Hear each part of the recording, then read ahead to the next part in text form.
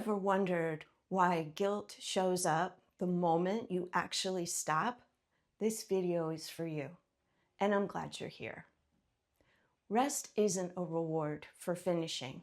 It's a requirement for performing. But the second you actually stop, the list shows up.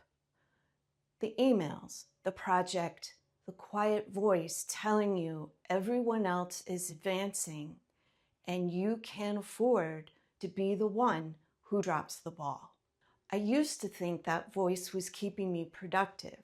I treated it like a feature, proof that I cared, that I wasn't the kind of person who let things slip. What I didn't see was what it was costing me. The workout postponed to get the project across the finish line. The dinner I showed up to physically, but not really. The sleep I traded for one more hour of email. I wasn't resting between the sprints. I was running right through them. And eventually, the performance I was protecting started showing the cracks anyway, not just in my output, but in my presence, my patience, my focus, my inner calm.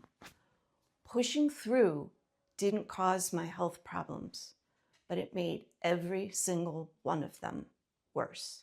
Rest isn't the opposite of high achieving. It's the part high achievers keep skipping.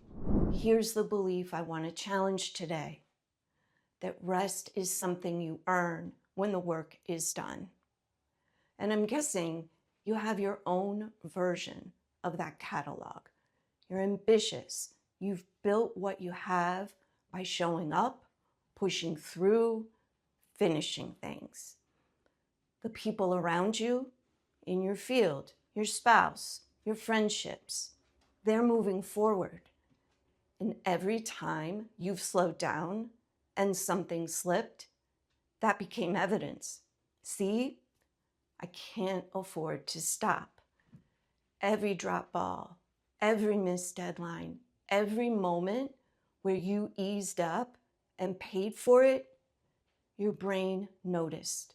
The world gave you the proof that rest costs you, and so you stopped arguing with it.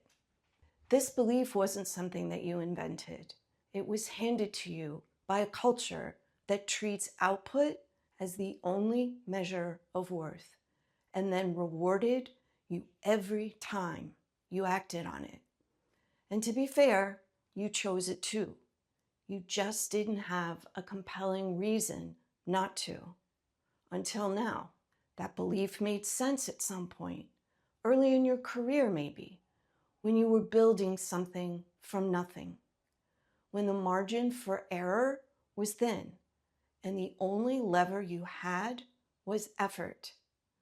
Grinding work, so you kept the belief long after the circumstances changed, because nobody ever gave you a reason to question it.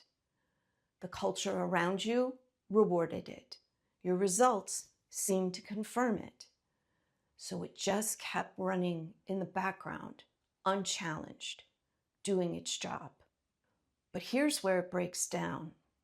Think about the highest performers you actually admire. Not the ones who burn bright for a quarter, but the ones who sustain it year over year. The ones who are still sharp in year 15, who are present with their families and effective at work, and not visibly held together with caffeine and willpower. They're not outworking you. They're not grinding harder while you rest. They've just stopped treating recovery as the reward at the end of a hard stretch and started treating it as part of the infrastructure that makes the performance possible. The recovery is built in, not collapsed into. Scheduled before the week fills up, not squeezed in when everything else is done. They didn't discover a secret. They made a different decision about what counts as part of the work. Rest isn't what you do when you're done. It's what makes you capable of finishing strong. The guilt you feel when you stop isn't a signal that you should be working. It's a signal that you're running a belief that was never questioned.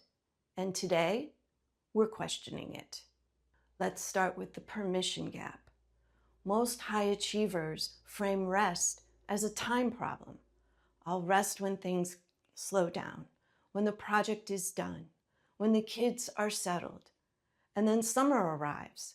Things actually do slow down a bit, and the guilt shows up anyway. Same voice, different backdrop. And that moment when you finally have the space and the guilt shows up anyway is the most clarifying thing, because it tells you the problem was never the calendar. That's the signal. Time was never the issue. The real obstacle is guilt. And guilt about rest doesn't sit quietly in the background. The moment you consider stopping, it speaks up. And for high achievers, what it says is specific.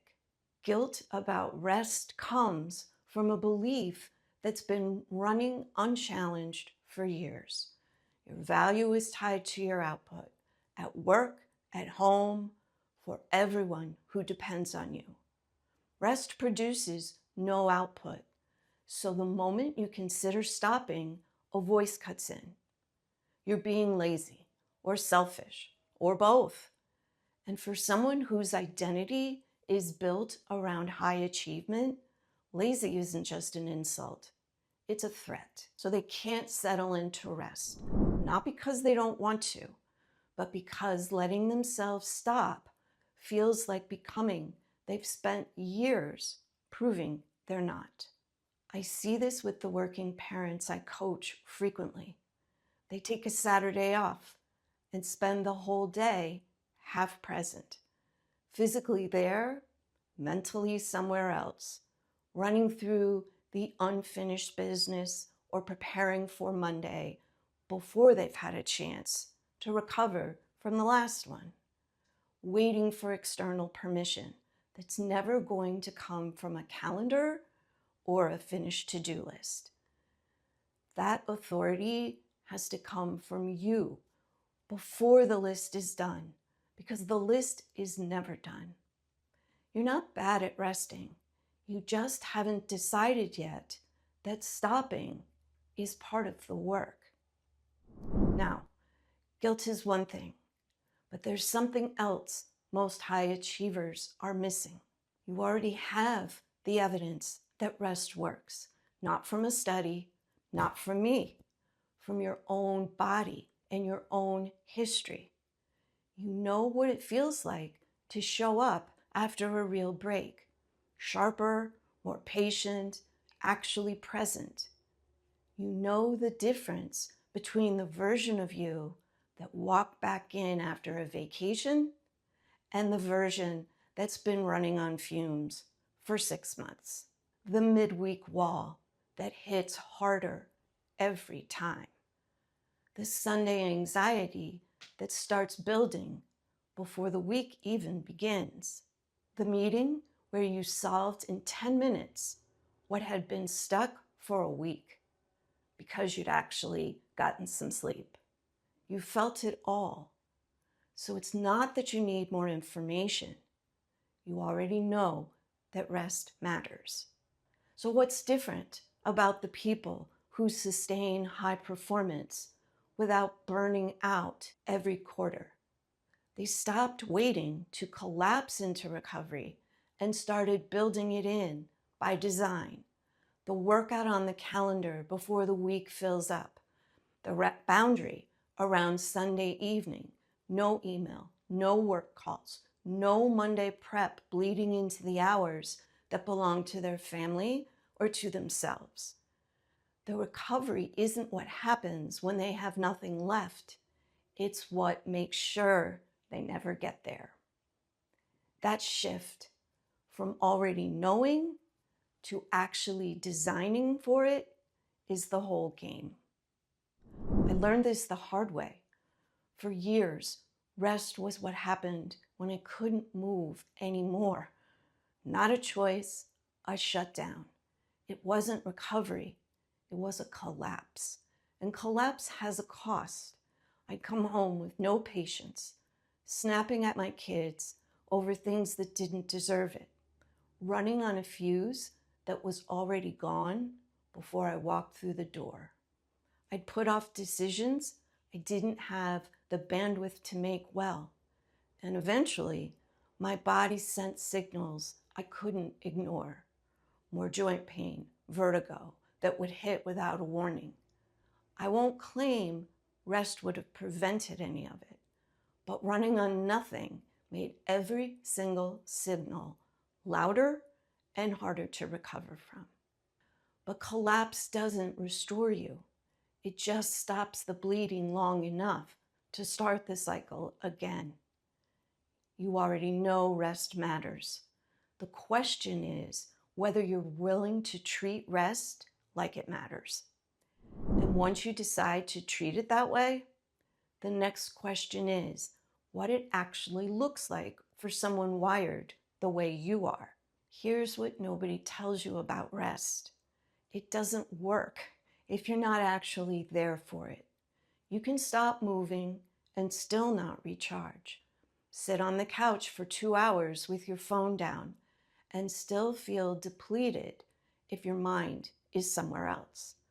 Rest without presence is just going through the motions. And going through the motions doesn't restore you. It just pauses the depletion long enough to start again. Full presence is what makes the rest actually work. Without it, you can do all the right things. Take Saturday off, leave work at a reasonable hour, get to bed on time, and still wake up Monday feeling like you never stopped. It doesn't have to mean stillness or silence. For some people, stillness is deeply restorative. And if that's you, you already know what it feels like when it works. For others, forcing stillness on a brain built for movement is a fast path to more guilt, not less.